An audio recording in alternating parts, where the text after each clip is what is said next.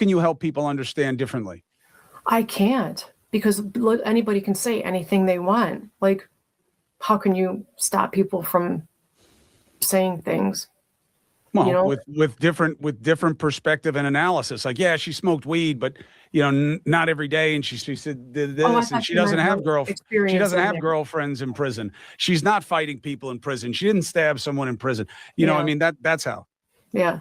Well, that is how. So, I can't speak on any of her activity in prison. She's not doing any of those crazy things people are saying. So what she's doing is she lays in her bed a lot. She colors, she draws, she paints things for people and their children. She's like super, super talented. She listens to music, she writes music, she journals a lot. She likes to watch movies and play board games. She doesn't like drama, so she tries to avoid that. And if there is, then she's always the first one to extend the olive branch to whoever it is to move on from there, because she likes to bring people together. The pre-dawn stillness of an industrial park in Strongsville, Ohio, is rarely broken by anything more than the distant hum of the interstate or the early shift arriving at a warehouse. But on the morning of July 31, 2022, the silence was shattered by a discovery so violent, so inherently unnatural, that it would permanently alter the lives of 3 families and eventually captivate a suspicious nation. It was roughly 5:30 a.m. when a passerby noticed a mangled heap of metal crushed against the unforgiving framework of a brick building. The vehicle, a Toyota Camry, was unrecognizable. It looked less like a car and more like an accordion of shredded steel, shattered glass, and deployed airbags coated in dust and blood. The impact had been so catastrophic, so unyielding, that the front end of the vehicle had practically fused with the masonry. There were no skid marks on the pavement.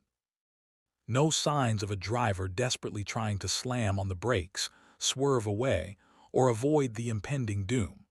There was only a straight, unrelenting trajectory of absolute destruction. Inside the wreckage lay 3 teenagers, completely silent. For hours, they had remained suspended in this metal tomb, unnoticed by the world as the night turned to dawn. When emergency responders finally arrived, the scene they encountered was grim. In the passenger seat and the back seat, the lives of 2 young men had already slipped away, extinguished instantly by the sheer kinetic force of a high-speed collision. But in the driver's seat, a 17-year-old girl named Mackenzie Shirilla was still breathing. She was trapped, severely injured but alive. As the smoke cleared and an intensive investigation began, the initial assumption of a tragic, late-night teenage car accident began to disintegrate. Investigators downloading the vehicle's event data recorder uncovered a horrifying truth. The car hadn't drifted off the road. It hadn't suffered a mechanical failure. Instead, the accelerator had been depressed to 100%, pushing the vehicle to an astonishing 100 miles per hour in a narrow, dead-end shipping drive. It was a calculated, deliberate act of lethal acceleration. Years later, a Netflix documentary titled The Crash would broadcast Mackenzie's chilling prison interviews to millions, painting her as a remorseless, calculating killer who intentionally executed her boyfriend and his friend. The public backlash was swift and merciless. Yet, amidst the roaring tide of public condemnation, one voice refused to be silenced. Natalie Shirilla, Mackenzie's mother, stepped directly into the line of fire, launching a fierce, desperate campaign against public opinion to insist that what the world saw as a cold-blooded double murder was actually a tragic medical emergency. If you want to uncover the dark truth behind this gripping case and follow how a mother's desperate defense clashes with forensic reality, make sure to hit that subscribe button, like this video, leave your thoughts in the comments below, and share this story with other true crime enthusiasts. To understand the shattered glass and twisted steel at the end of the road, one must look back at the lives intersecting inside that Toyota Camry. At 17, Mackenzie Shirilla occupied a social world that appeared vibrant, modern, and completely typical on the surface. She was a young woman deeply embedded in the digital age, frequently posting on social media, showcasing a lifestyle of teenage friendships, trends, and a seemingly intense relationship with her 20-year-old boyfriend, Dominic Russo. Dominic was known to those around him as ambitious and entrepreneurial, a young man trying to find his footing and build a future. Joining them on that final, fateful drive was 19-year-old Davian Flanagan, a friend who, by all accounts, was simply in the wrong place at the wrong time, a passenger who had hitched a ride with a couple whose internal dynamics were becoming increasingly volatile. Beneath the curated Instagram filters and TikTok videos, the relationship between Mackenzie and Dominic was anything but stable. It was a bond marked by dramatic highs and devastating lows, characterized by friends and family as a toxic loop of intense affection followed by explosive arguments. In the months leading up to July 2022, the friction between the two had begun to spill out into the open, leaving a digital trail of strained text messages and audio recordings that hinted at deep-seated resentment. Investigators would later look at this period not as a series of typical teenage disagreements, but as an escalating cycle of control and hostility. While Mackenzie's mother, Natalie, maintained that her daughter was a loving, deeply caring partner who was utterly devoted to Dominic, the evidence mounting behind the scenes painted a far more fractured picture. Friends of the couple began to notice a pattern where disagreements weren't just argued out, they were weaponized. The hidden tensions within the vehicle weren't just casual disagreements, they were the foundational cracks that, according to prosecutors, built the runway for what happened in the dark. As the summer days of 2022 wound down, these private battles were reaching a boiling point, obscured from the outside world but fiercely alive within the confines of the car. The friction between Mackenzie and Dominic was not confined to whispered arguments or brief text standoffs. In the weeks preceding the crash, the warning signs began to manifest in terrifying, physical ways. The toxic dynamic had escalated from emotional volatility into a pattern of reckless behavior that served as a direct prelude to the tragedy in the industrial park. The most chilling harbinger of the disaster occurred just 2 weeks before the final collision. During a heated argument while Mackenzie was driving Dominic on a local highway, she deliberately veered the car off the road, threatening to crash the vehicle with both of them inside. Dominic, terrified by the sudden escalation, managed to record a portion of the argument on his cell phone. On the recording, his voice was filled with genuine panic as he begged her to stop, trying to calm her down while she threatened their lives. This digital footprint would later become a cornerstone of the prosecution's case, transforming a seemingly random accident into a predictable pattern of behavior. But the warning signs extended beyond their private arguments. Mackenzie's digital life revealed a deeply troubling detachment from the reality of her actions. In the months leading up to the crash, she frequently posted videos on TikTok that glamorized drug use and a reckless, untouchable lifestyle. In one particularly haunting video, she looked directly into the camera, boasting about her lifestyle with a caption that read, "I'm not even cool. I'm just the girl who does way too many drugs and can't even stand up." To those watching from the outside, it was a cry for attention or a display of teenage rebellion. To investigators tracking the timeline, it was evidence of a deteriorating mindset, a trajectory of escalating risks, unmanaged anger, and a dangerous obsession with control that was rapidly spiraling out of hand. The stage was being set, and the red flags were waving violently in the wind, completely ignored until it was far too late. The clock inched past 4:15 a.m. on July 31, 2022, when the reality of those hidden tensions and flashing red flags finally collided with a physical wall. The night had begun like many others, with Mackenzie, Dominic, and Davian spending time together, moving through the quiet suburbs of Cleveland. But inside the tight confines of the Toyota Camry, the atmosphere had shifted from casual hangout to something distinctly sinister. Mackenzie was behind the wheel, steering the vehicle toward the Plidco building, an industrial complex located on Progress Drive in Strongsville. This was not a through street.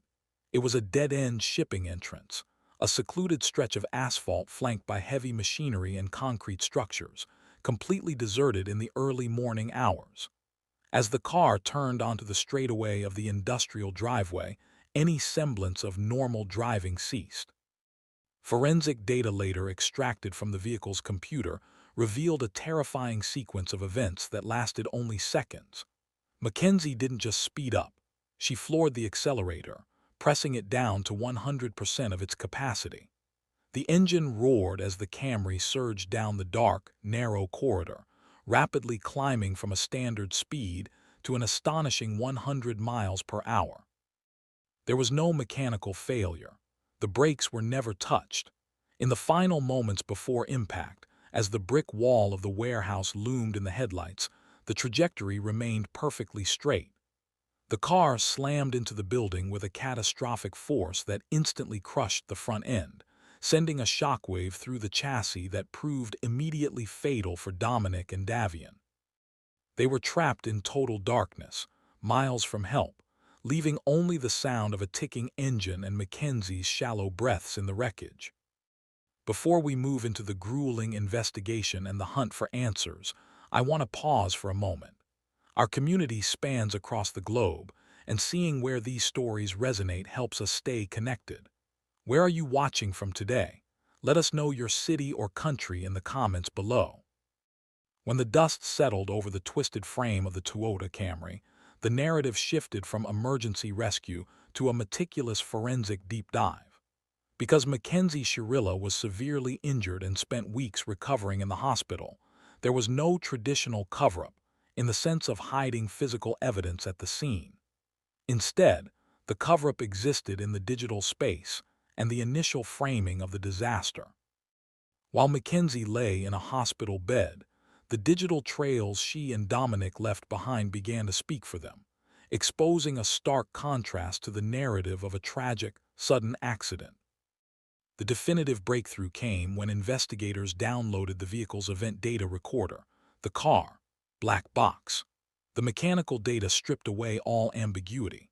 The records verified that in the seconds before impact, the vehicle accelerated aggressively, with the throttle open at 100%, climbing rapidly until it slammed into the brick wall at exactly 100 miles per hour. Critically, the forensic log confirmed there was zero braking activity. The steering wheel was held completely straight, aimed directly at the shipping dock. As detectives secured search warrants for the teenagers' phones, they uncovered a massive archive of digital evidence, including nearly 93,000 text messages exchanged between Mackenzie and Dominic. The messages verified an intensely volatile relationship punctuated by severe arguments and mutual distress. Crucially, a family friend came forward to corroborate a chilling incident that occurred just 2 weeks prior to the crash. Dominic had called his mother, terrified, because Mackenzie was driving erratically. When the friend arrived to pick Dominic up, they witnessed Mackenzie screaming, "I'm going to wreck this car right now," while physically striking Dominic. While the prosecution built a case of premeditated murder, Mackenzie's mother, Natalie Shirilla, fiercely pushed back with a different set of claims. Natalie publicly insisted that the public and the media were completely misinterpreting the evidence. According to Natalie, Mackenzie suffered from a diagnosed medical condition, postural orthostatic tachycardia syndrome, commonly known as POTS, which can cause sudden fainting, dizziness, and a rapid increase in heart rate. This was a terrible, tragic nightmare accident to have happened that she has no memory of, and she will never emotionally or physically recover from it. She almost died too, and we're asking that you please not run the sentences consecutive. He was family, and we all loved each other.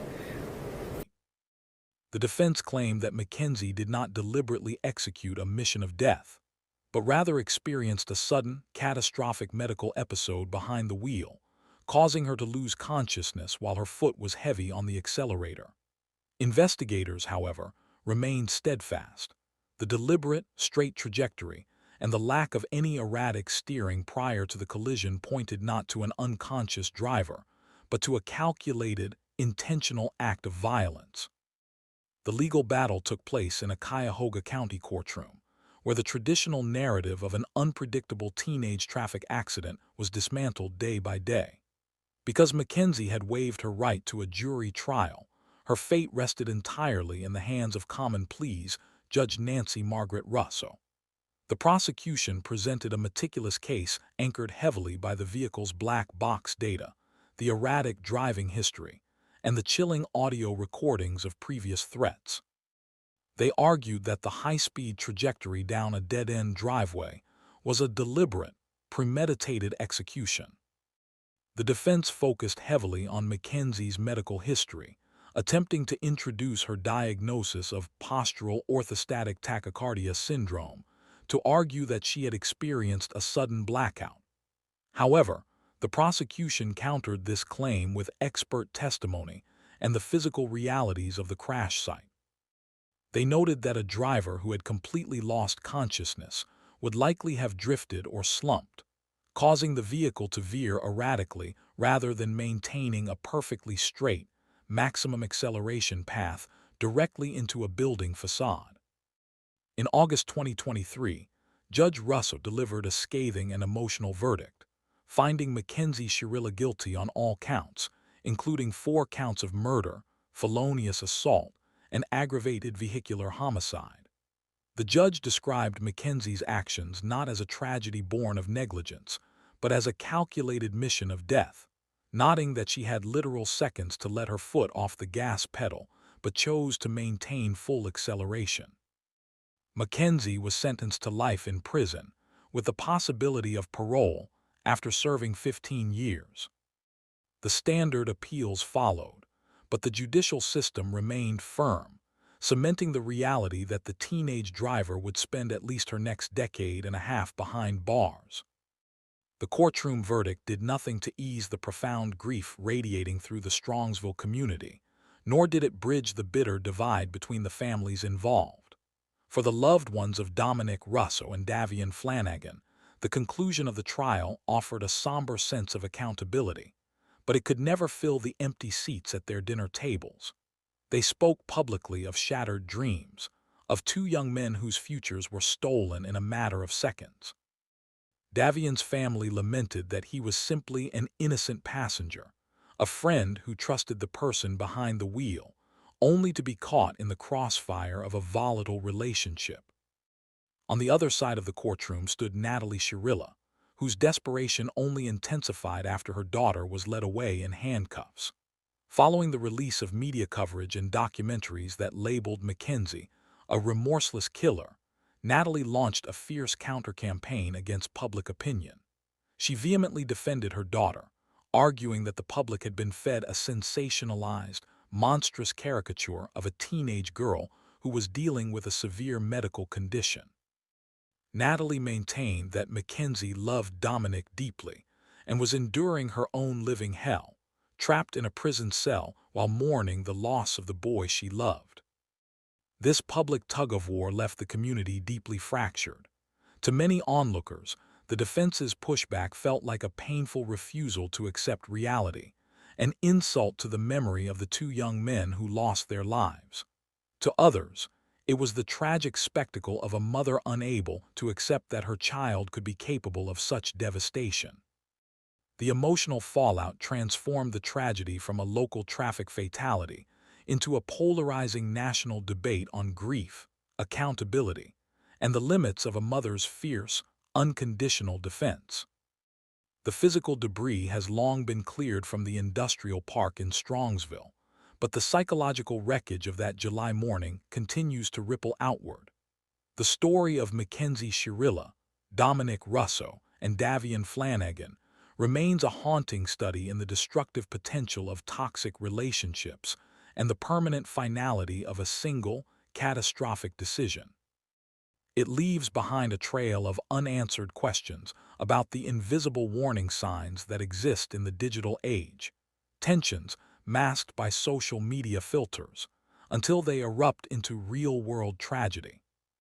In the end, the public battle over Mackenzie's intent highlights a deeper, universal struggle, the desperate search for meaning in the wake of senseless loss. While the justice system has rendered its verdict, the court of public opinion remains sharply divided between those who see a calculated act of malice and a mother who refuses to stop fighting for her daughter's humanity. The brick wall on Progress Drive stands as a grim monument to a moment where control was lost, lives were stolen, and multiple families were sentenced to a lifetime of grief. As we close the final chapter on this devastating case, the question shifts from the courtroom to the human heart. Can a mother's love truly blind her to the actions of her child, or is it the ultimate duty of a parent to defend them when the entire world has turned away? If you want to ensure stories like this continue to be told with depth, facts, and respect for the victims, please take a moment to subscribe to True Crime Exposure. Hit the like button, share your thoughts in the comments below, and share this video to help grow our community. Thank you for listening and stay vigilant.